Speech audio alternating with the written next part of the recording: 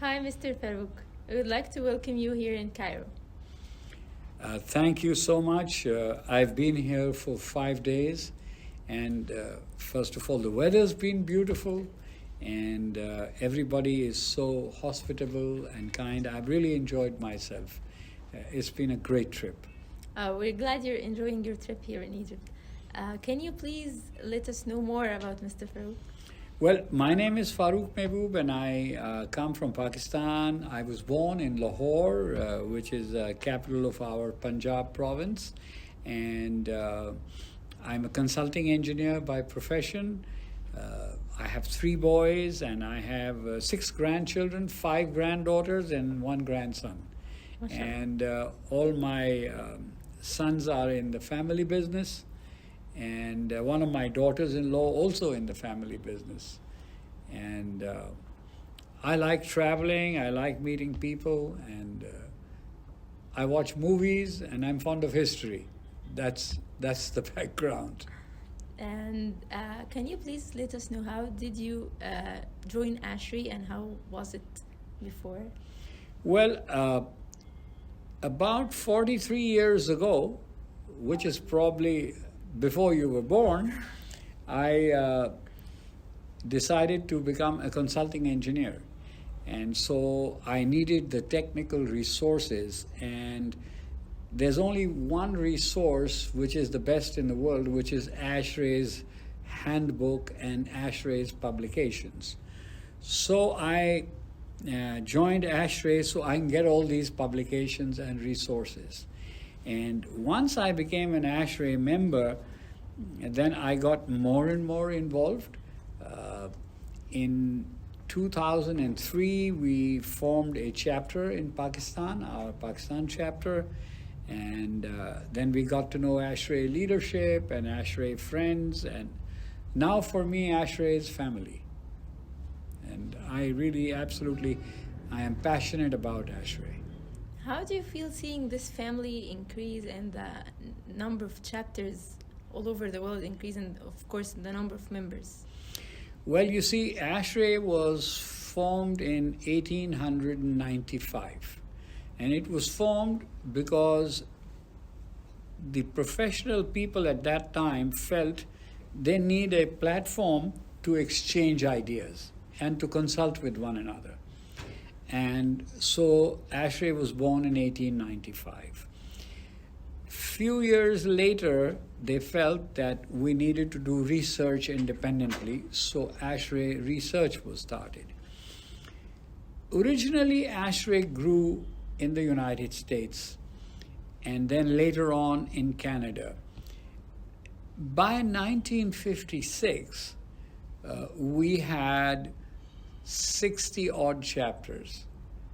Today, we are 200 chapters in 133 countries. Yes. So our mission and our vision, which is a sustainable and healthy environment for all, is what drives ASHRAE. And I think people around the world recognize the value that ASHRAE provides, and that is why we have grown exponentially. So how did you manage making a life and work balance with being an active member in ASHRAE? Well, it is always hard because ASHRAE is such a passion that you have to give it time. And when you are in the earlier stages of your career, then at that time, you know, the pressures of work and so on. But I have been fortunate because my sons work in the business, my daughter-in-law works in the business. So now that I'm becoming ASHRAE president, they retired me from the business and said, you go work for ASHRAE, we look after the business. So that's good. But you need a work-life balance. I think our chapters have enough social and family activities so that we can draw our families in, and we don't have a feeling that, you know, where's my wife or where's my husband, because ASHRAE meetings are open and we have family gatherings and so on. We don't want to stress people for the work-life balance. It is very important. But I think you need an outlet also to indulge your passion and develop your career and enjoy at the same time. And I think that ASHRAE provides. And what are your plans for the future for the society? My theme for the society for the coming year is securing our future. The world is changing. The world is changing very dramatically. In history, there are periods where decades and decades and decades go by and things stay stable. And then comes a period, in a short period like weeks, the changes that take place, maybe for decades the changes take place. We are at this time. The world saw the coming of the printing press, which was a revolution because it made communication universal. Then came the Industrial Revolution, came the IT revolution or the digital revolution. We're on a scale where change is accelerating. What took 100 years to do before, it happens in 5 minutes. 15 years ago, we didn't have mobile phones or smartphones. Today, everybody is carrying one. So in this changing world and in this environment, it is very important for us as a society to adapt, to change, and be ready for what is coming. And that is my theme for the society, which is securing our future. And in that, we have many initiatives about the things that we will do in the year to see that we transform ourselves, we adapt ourselves to be ready to face our future. And what is your advice to the future engineers and the students? To the future engineers and to the students, I think we want to go away from a narrow focus to a little wider focus. When I was a student, we spent a lot of time playing and we had lots of hobbies. When I see my grandchildren, they're day and night working on the books and going to a tuition or whatever it is. And I think there's too much of a narrow focus. This is a big world. And in this world, you got to have interests other than your studies alone. So my advice to the students is that. Secondly, when you make career choices, those choices should be based on your goals, on your life goals. And some people have a goal they want to do financially well. Some people have goals where they want to excel at their profession. Each one of us has in our heart our goals. So, but let's look at those goals and structure our lives that way.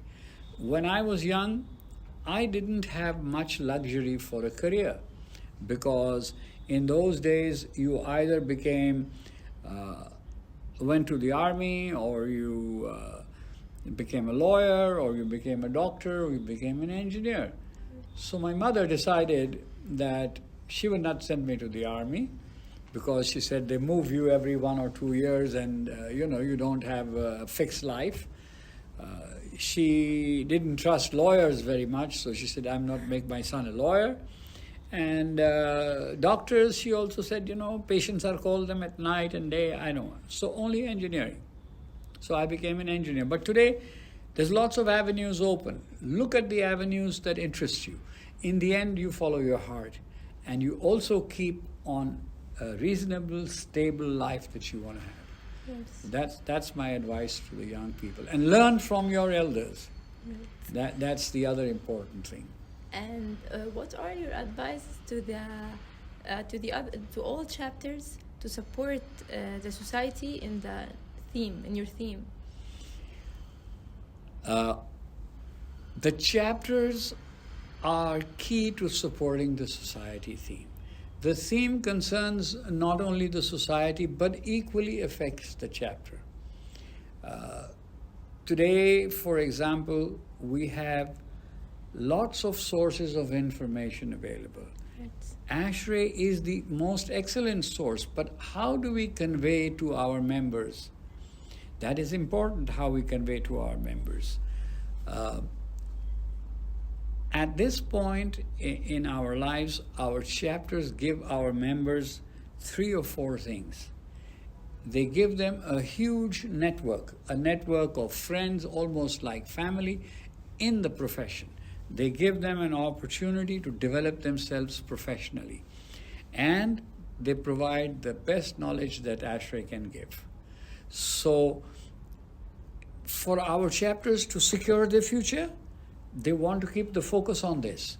Have really excellent programs in which people can get the best knowledge, they can network with each other, and programs which create that training that is necessary for their development. So I think if we focus on good programs, good social events, our chapters will be secured. And we would like to have a word for Cairo chapter. I spoke to the conference the other day when you had that exhibition, which was an excellent exhibition. Thank you. And our president of the chapter, Iman, I am a fan of hers. She handled the work beautifully. I said in that speech, and I say this again today, that really seeing Iman work, I think she's a great daughter, she's a great engineer, she's a great woman, and she's a great ASHRAE member. And her chapter supports her. What I like about the Cairo chapter is that there are very old and very senior members. Members like Dr. Fuad, Dr. Isam Khalil, Mr. Banzalawi. And these old members who formed the chapter are still there to train and to guide the young generation, people like yourself, people like Emi, people like Iman. And as long as we have this combination of the older generation guiding and leading the younger generation and giving them the responsibility, I think that's the great thing about the Cairo chapter. I wish every chapter was like the Cairo chapter. Oh, thank you. Yeah. We would like to thank you for your time, and we wish you come again to Cairo. I absolutely love Egypt, and I will surely come back to Cairo. Inshallah. Thanks And a lot. thank you for your hospitality, everyone. Thank you. Thank you so much.